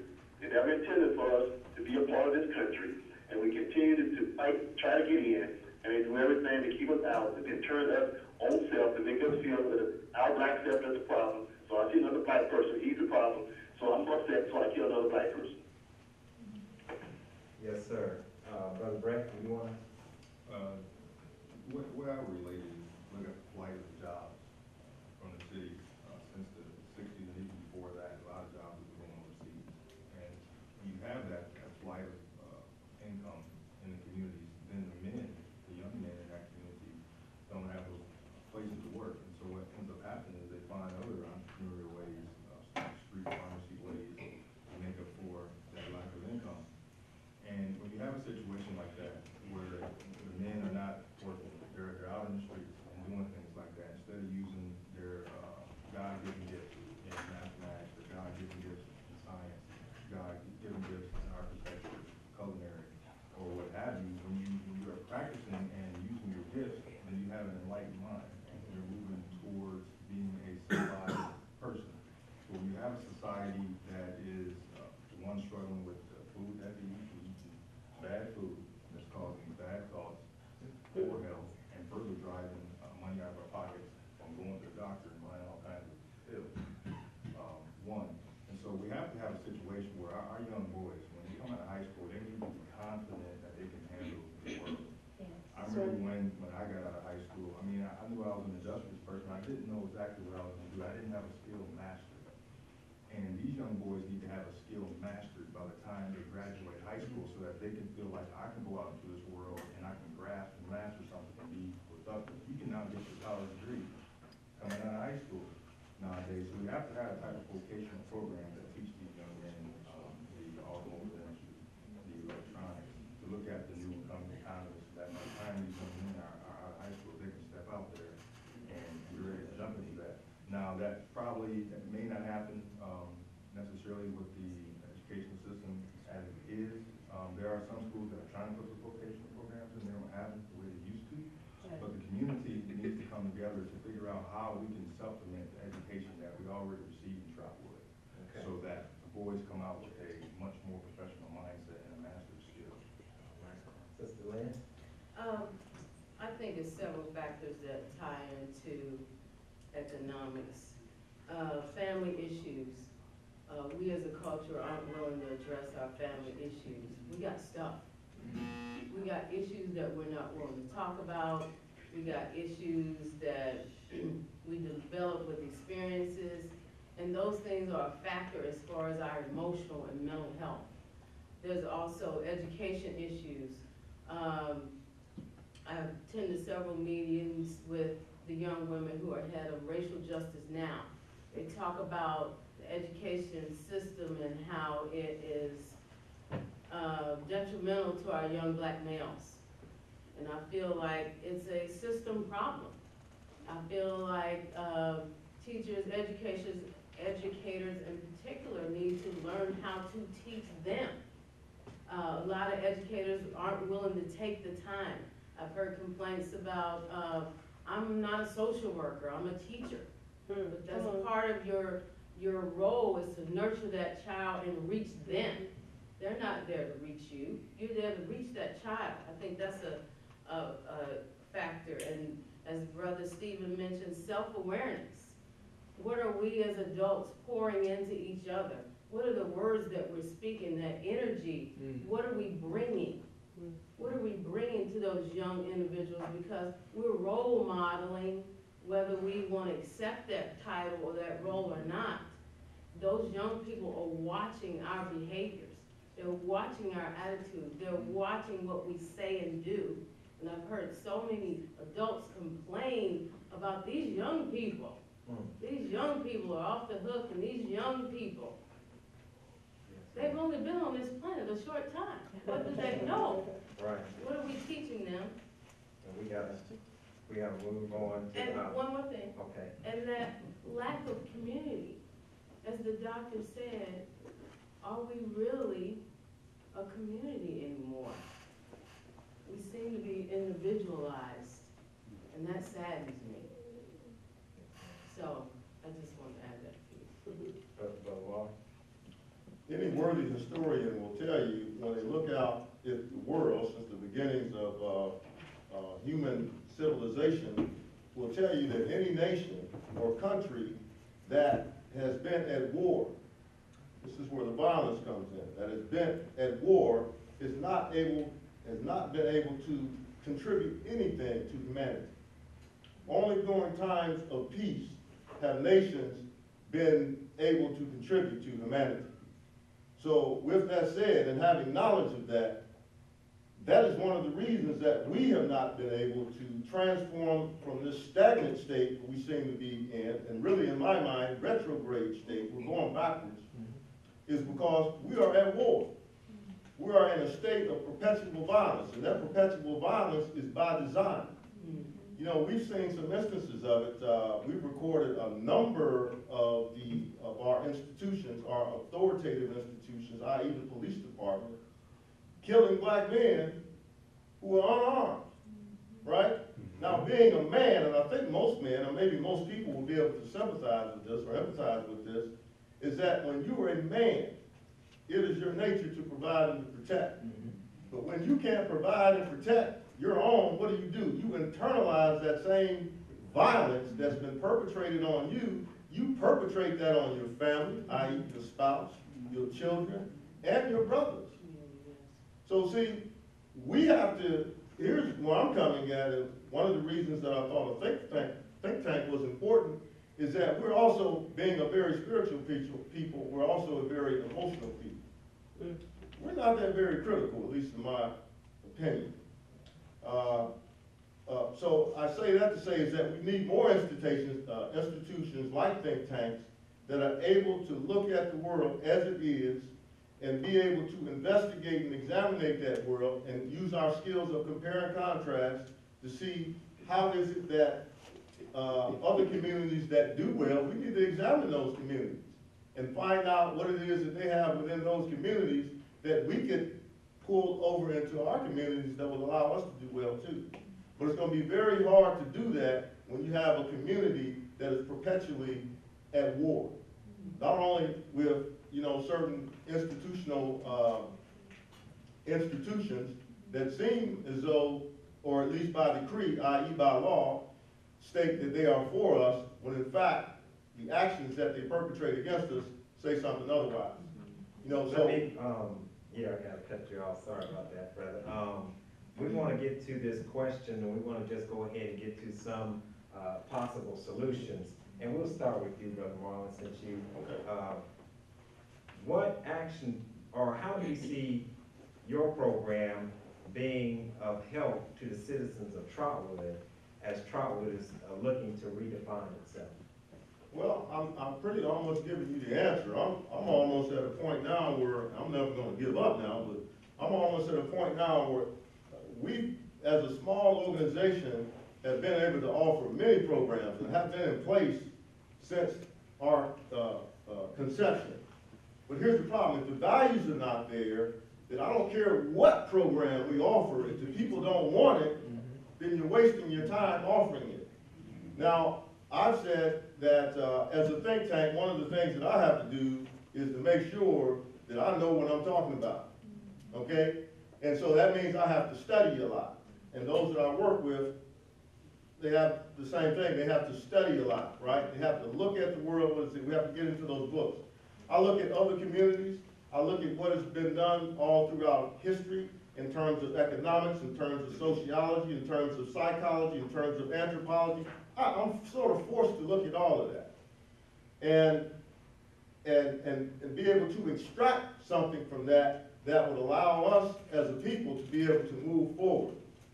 So I'm looking at what other communities are doing, and I'm going to offer those as suggestions for us. But here's my number one, and you guys, if you've been listening to me, y'all have probably figured this out. Here's my action plan. Articulating a competitive set of values in education, business, politics, and family. The values have to be there first. In other words, if you don't value something, what makes you think that you're going to change your behavior and your attitude in order to make sure that you're living up to those values? I've said one's self-employment versus entrepreneurship. We need more entrepreneurs, less self-employed people. As a teacher, I ask my students all the time, I ask them, what kind of grade do you want to get out of this class? For the most part, the white students, even the ones who really aren't that smart, will say, I want to get a B or an A out of the class. My black students will tell me, see you later.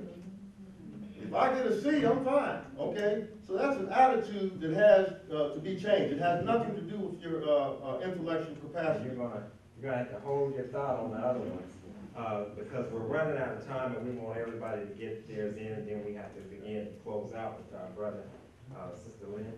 Could you repeat the question? What do you see your program being of help to the citizens of Trotwood as it looks to redefine itself? Well, if there's a meeting, I'm there. I've been in several, organizations where I'm a community person. I wanna be involved. Contact me. Again, I'm a therapist. My gift is empowerment. And I wanna be engaged. There's people who talk about being engaged. There's people who talk about showing up. I show up. So I really feel like it's important to have a voice. I have a voice, and I do appreciate, and I do want to bring back that community, as the doctor said.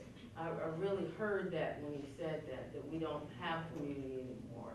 And I think it's important that we show up for each other, period. I can see Trotwood being a little Africa myself. I appreciate certain cultures who value that family, value that economic strength. It makes you feel good.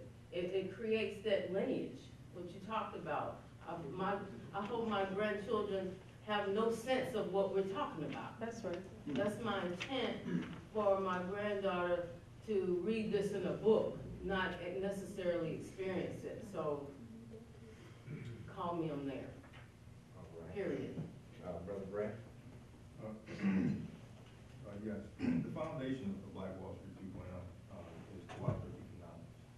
Cooperative economics is, by definition, people working together in their community for a common cause to prosper economically.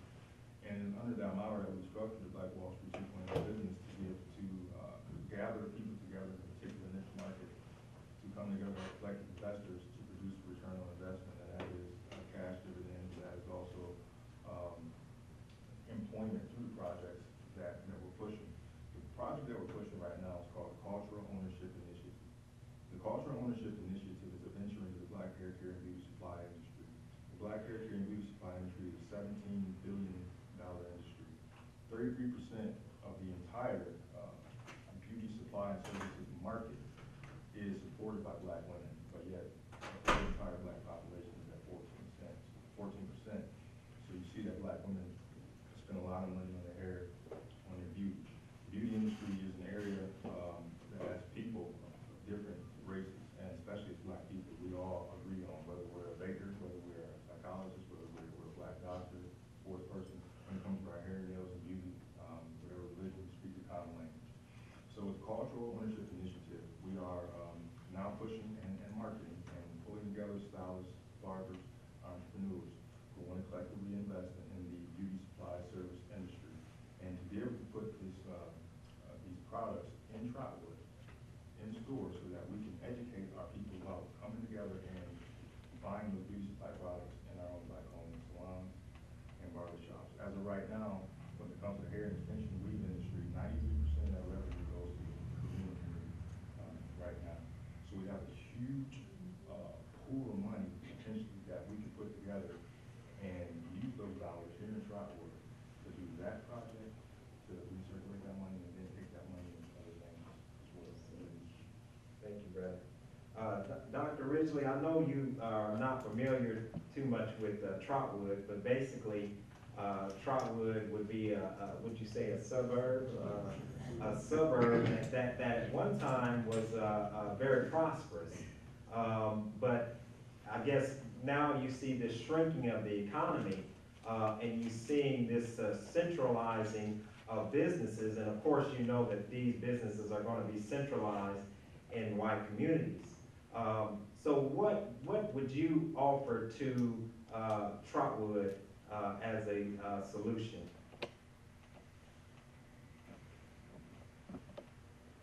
Dr. Ridgely, are you there? Man, cut off on you. Oh, well. I think it did cut off on One of the ideas that I had, and it was real short, is that I took business class myself. And one of the things they talked about in business class was a niche market, supply and demand. What is it that Trotwood can do that is very prime right now, that, because it'd be foolish to compete with the Green and the Dayton Mall, but there is Yellow Springs, right? They got a niche market. Well, what about Trotwood? We've been talking about Black Wall Street. There are Black entrepreneurs all over this country, and some of them are looking to franchise their business. Why not call up, what's his name who has all the movie theaters? Magic Johnson. We got a movie theater. Call up Sean P. Diddy and all the rest of them. They got a clothing line. I can guarantee you that white young children will be coming out here buying Sean P. Diddy and all the other rappers' clothes, and they won't be thinking about them suburbs, because Black people, we are the ones who actually guide the culture. But we don't just get the credit for it. As Dale Jones said, they're culture bandits. So they see our culture, they take the culture, and then they put their name on it. we get nothing from it. So that is something that can be looked at.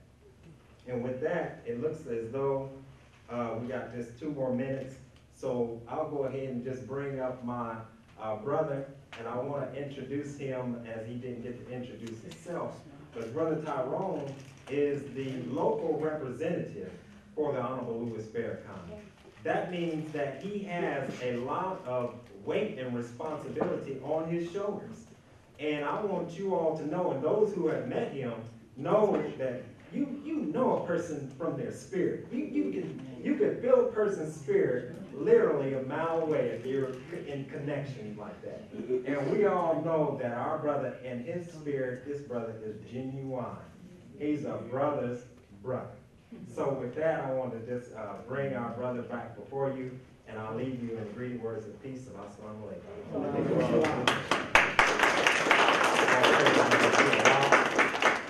I did want to, before we deal with our local announcements, ask this question of our city council member McDonald. And the question is the citizens of Trotwood, as we talk about redefining Trotwood, what are some things that we can leave here with those citizens of Trotwood where we can be of a help to the forecast of Trotwood in a favorable way? What are some things that you would like to see from us, the citizens? I think the greatest thing I'd like to see is the willingness for people to get involved. There are a number of entities and groups within the city of Trotwood that are crying out for membership, crying out for people to get involved in helping to move the city forward. We can't do enough. We can't have enough groups working in the best interest of Trotwood.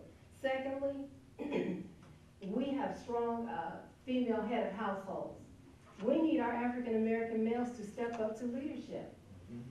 You know, as a single female myself, I would love to see Black men step up, get back in these houses with these babies, and do whatever is necessary to better your families and put them in a better position. Those are things that need to be said in our community, and they're not being said. Because a lot of the challenges that we have with our young males happen to be because women, I believe they can raise a man, but they can't help a young man see what it means to be a man. And they need to see more examples of that. You know, I'm tired of looking at people's behinds with pants hanging down. I want to go up and be their mama and say, pull them up. You know, we need our men to step to them and say what that means and why you shouldn't be doing it. And then as women, standing strong with men as they become the leaders and because that's what successful communities look like. They look like mother and father and family. It's not anything foreign. It's the same thing they brought these babies here. But we need people to stay in and stay engaged with these kids all the way to the end.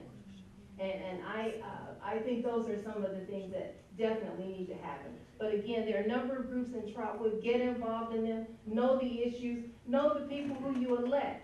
Follow me. Follow any of the other elected officials. Mrs. Gales. You know, we have a full council. But, you know, folks, You need to know what these council people think and what their vision is for the community and how to move it forward. So there's an engagement in that political process that needs to happen. And we, you know, shameful, our police chief the other week, and I met with a minister from over in Townview, I think I mentioned to you, he said 17 people voted in the last election in Townview. 17? You know, and trying to get people to register and to be a part of the process. Because beyond the local government, when it comes to the statewide representation, if you are not voting, people are not trying to hear you. So you can't sit back and not be a part of the process. You can't sit back and say, it's my job to do. Because it's everybody's job, you know, when it comes down to running this city. And it's done when citizens are exercising their responsibility, and that's knowing who they've elected, and also knowing what the issues are within the city. Because I would dare to say, if you go out at CVS or out in front of the grocery store and stand and ask people, what are some of the issues, they would not be able to tell you. Because we have city council meetings where maybe 2 to 3 people show up. That's not gonna work. That's not gonna get it for us to get out of this hump we're in. Because there's nobody coming to save us. And we've got to save ourselves, and I believe that. And it begins, and as I said earlier, it begins with trust. African American people have lost trust in each other. And as long as we have that distrust of each other, we are not going to get anywhere. We have got to get that back. And then we who have trust been placed in have got to stand at the level of integrity where people can know they can count on your word being your bond. That was what I was raised with. Your word has to be your bond. Excellent. Thank you, Sister Mary. Sister Mary, one more point. When I was at one of the meetings, you had made mention about another reason why businesses are leaving Trotwood, because Trotwood has become like all of the low income that's coming from Dayton is now coming into Trotwood. And I forgot the word you used, that from a business standpoint, business language, when they see a certain forecast, then that allows them to push back. Well, lack of disposable income? Yes. You know, when you have a community where people are barely able to pay their rent and they're barely able to feed their families, businesses looking on, they're looking for that disposable income. And I did not just come with this out of my head. I went to a conference probably in my very first term, and I wanted to know, because I'm saying, well, why is our city going down? Why are these businesses leaving? Well, I went and I learned, and many of you have heard me speak this before, that when you have average household incomes of $30,000 and below, you get your Kentucky Fried Chickens and your McDonald's and your Taco Bells And Dollar General. and your lots of Dollar Generals. Okay, lots. You get a lot of Dollar Generals. Cash flow places. And your cash loan places, which are in your title. We'll take your card afterwards. You get all of that. When you get your $50,000 and below, you get your J. Alexander's and you get your P.F. Chang's and all those kinds of things. And you get your $50,000 and above that, you get everything.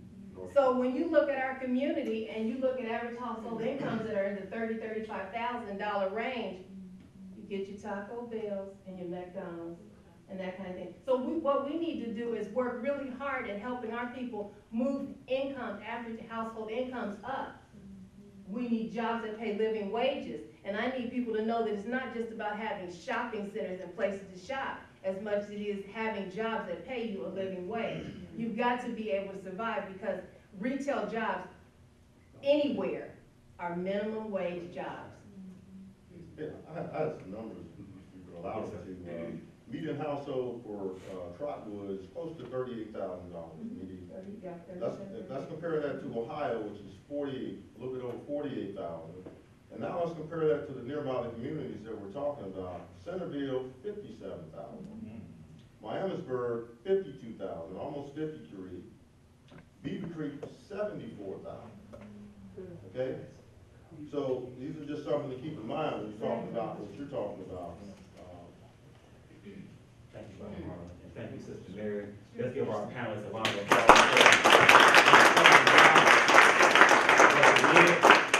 And as they always do. I want you all to repeat something, if you're not opposed to repeating it.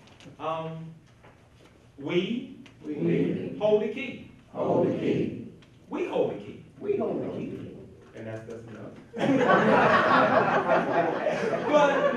but that is something that we have to add as a part of the solution. Yes, speak it. Because all of these brothers and sisters up in these organizations, we have an opportunity to talk with them when we close out in prayer. Ask them how they got started. Yeah. So we don't want to add more to it because they, as they always do, did an incredible job.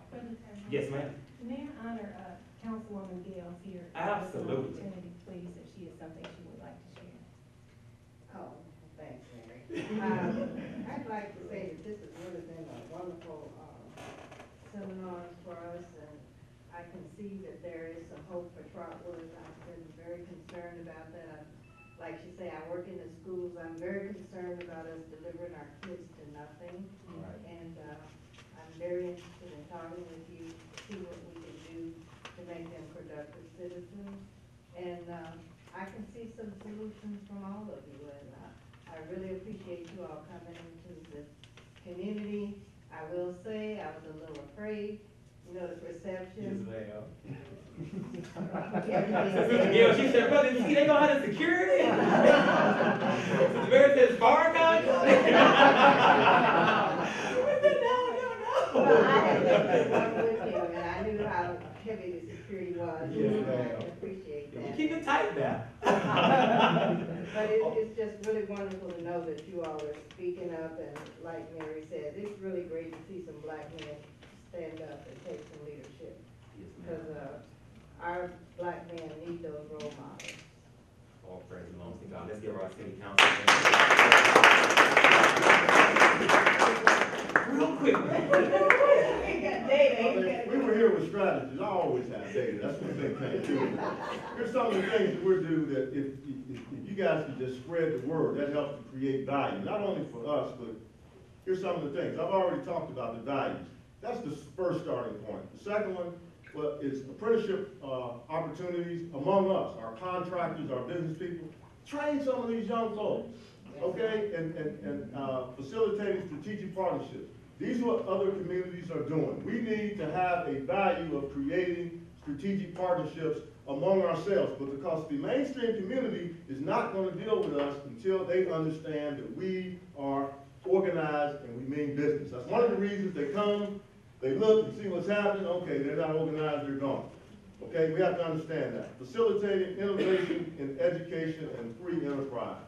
This is what this country is founded upon. That's what drives the economy. We need to innovate, not just participate. We need to innovate, and there are many in our community that have the ability to do that. And if you want to know who some of those people are, you need to come see me. Okay. Thanks, brother. Now, what you all are being given right now, give me 1 second here, brother. What you all are being given right now is a brochure for you all to keep on Muhammad's economic blueprint, as we also bring this into our discussion as one of the solutions. And Brother Brett is one that educated me on this, because before we leave here today, we want to become actively involved in the solution. We're going to be asking for you all to give a donation.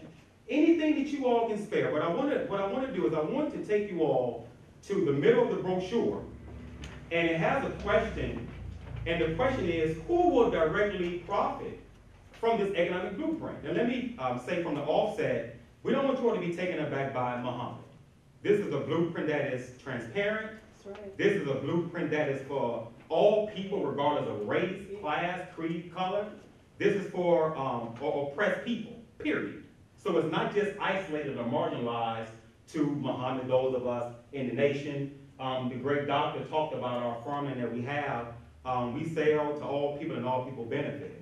Now, to go further into that question, if I stay in Kansas, let's say if I stay in Trotwood, how would this benefit me if the land and food is built somewhere else?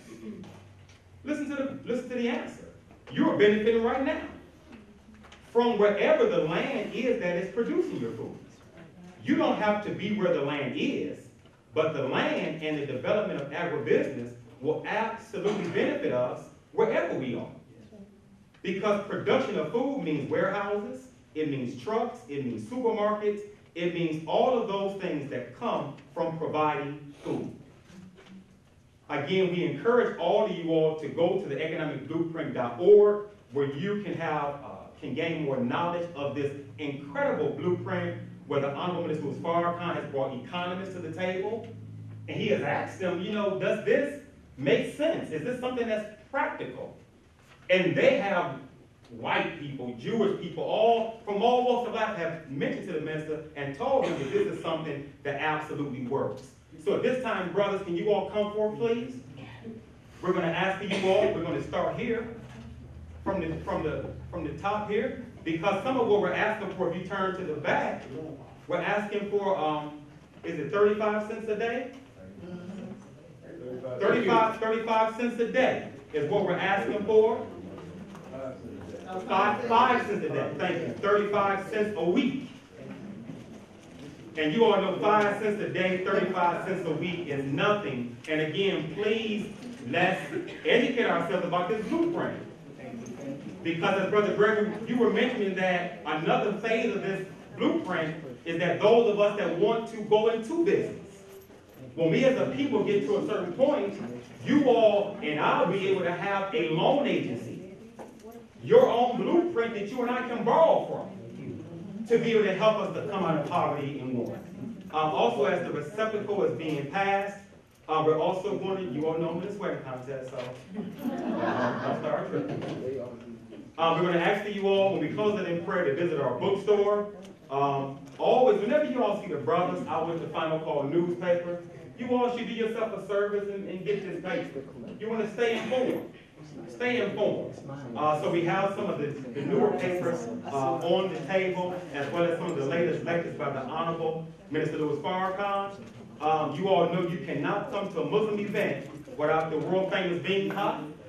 Thank you. Y'all didn't think I was getting with the bean pot commercial, right? Brother Robert said, I want 5 bean pots. Thank you. Yes, sir, Brother Robert. Did you have a question? How about that bean pot?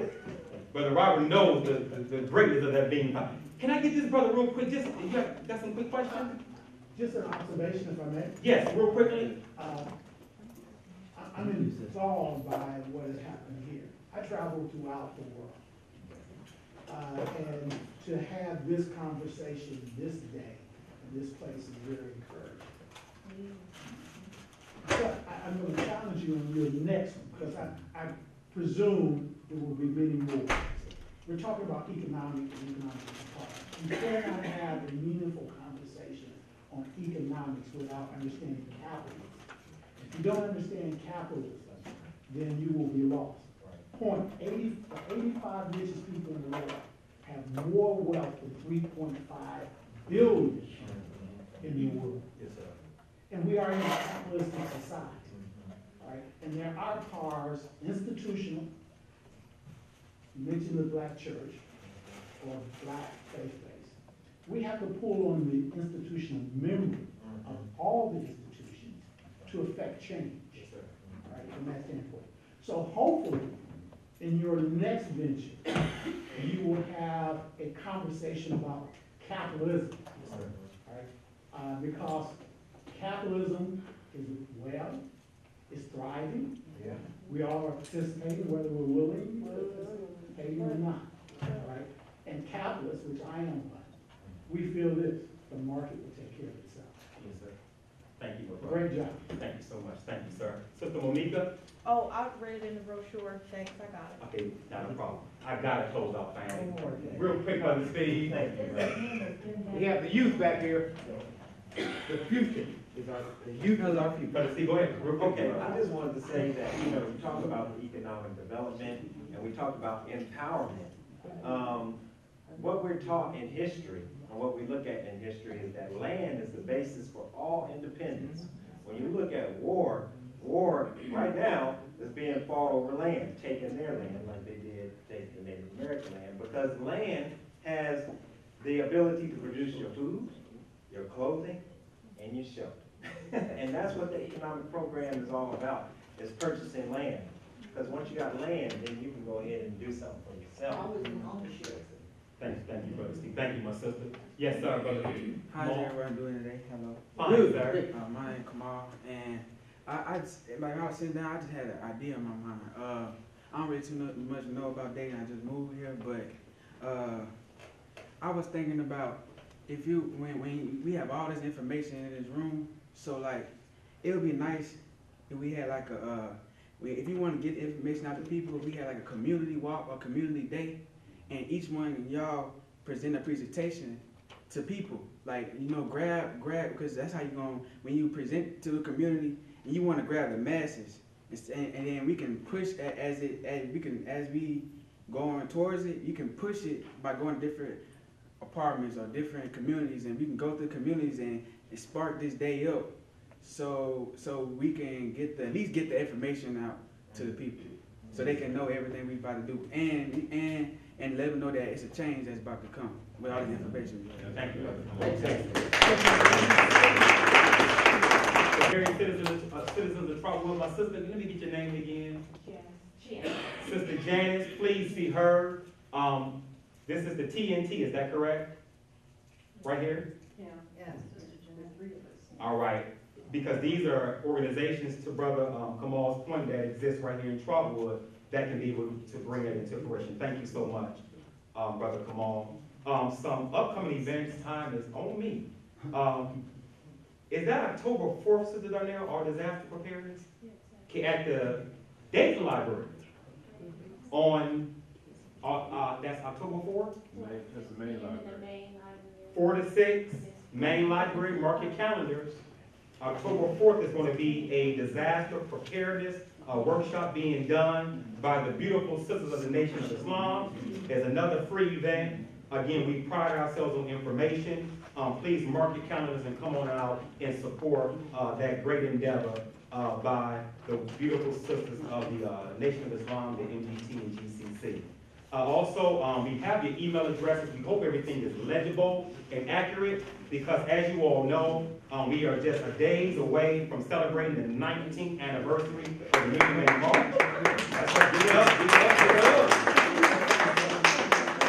Which is the largest event of gathering of our people since we've been here in North America. So we're going to be having Mrs. Farrakhan broadcast live from Jamaica. So we're going to invite you all to come on out to the Dakota Center on October the 19th to be a part of our celebration of the Holy Day of Atonement. And also we have classes if you would like to come to some of the Nation of Islam classes. I'm sweating hard as more announcements come up here too. I'm really getting now. On Wednesday and Friday at 8 o'clock at the Dakota Center, you all can join us where you all can learn more about the life-giving teachings of the Muslim Elijah Muhammad as taught by the Honorable Minister Farrakhan. And brothers, can you all help me pass up these right here, brother? Yes, sir. Thank you, sir. This is something that the Black Man Think Tank provides to our community, which is Business First Thursdays. And this is something that's happening that Sister Lynn, Black Power Collective, is responsible for or bringing about, along with the Nation of Islam Dayton Study Group and Black Wall Street, which is the Dayton Cultural Collective. So as you can see, there's a lot of things going on. Is that right? Yes, sir. Now, at this time, we're going to ask that we rise, and we're going to get ready to close out in prayer. Now, how many of us like to do lifting? Brother Tyrone, we want you to come back. We want you all to come back. Want us to come back? Yeah. Well, we got to come back. Nothing else sweating this part this time. But how many of us like to be spiritually lifted? That should be everybody in this room. If you would like to be spiritually lifted, please do yourself a service to tune in to the Honorable Minister Farrakhan's time. You gotta have knowledgeable wife. You gotta have knowledgeable wife. You gotta have knowledgeable wife. You gotta have knowledgeable wife. You gotta have knowledgeable wife. You gotta have knowledgeable wife. You gotta have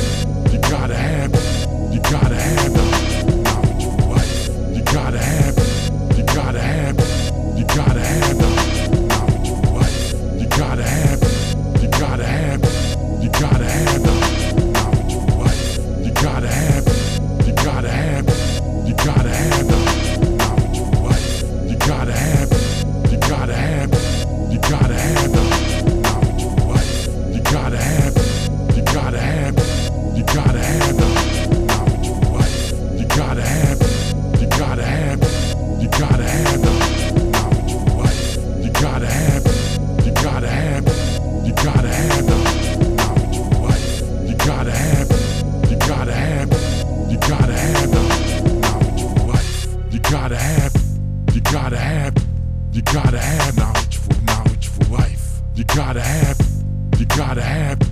gotta have knowledge.